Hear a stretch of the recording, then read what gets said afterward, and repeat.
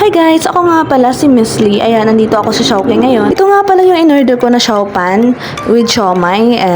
Siopan beef with siomai yan guys, yung isa. And yung isa is siopan a la carte. Halo-halo. Ayan, napakasarap ng halo-halo.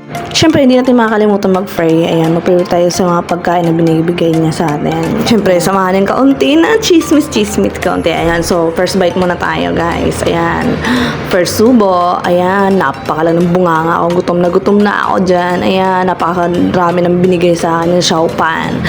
Ayan guys, so sobrang sarap talaga. Gutom na ako. So ngayon guys, umalis yung kasama ko. Ninakaw ko na isang siomai. Ayan. So, kaya wag kayong mag-CR guys kasi baka pagbalik nyo wala na yung pagkain nyo, nabawasan ng isang piraso or something like that. Forward na lang natin guys kasi gutom na ako. Ayan, takam na din ako sa ice cream. Ayan, so tikman natin yan. First bite ng ice cream.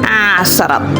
Sarap ng ice cream. Hindi na napigilan sumubo ng isang subo. Ayan, kahit di pa tapos yung kinakain. Ayan, fast forward na lang natin guys. Ayan yung chicken nila.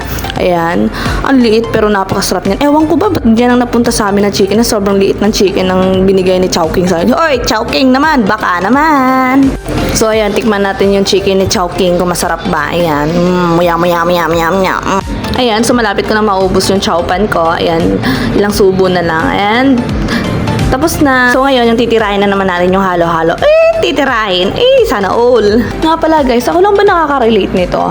Every time na nanghahanap tayo ng halo-halo, gustong-gusto natin kumain. Pero pag andyan na yung halo-halo, parang nawawala na tayo ng ganong kumain ng halo-halo. Hindi na natin halos maubos.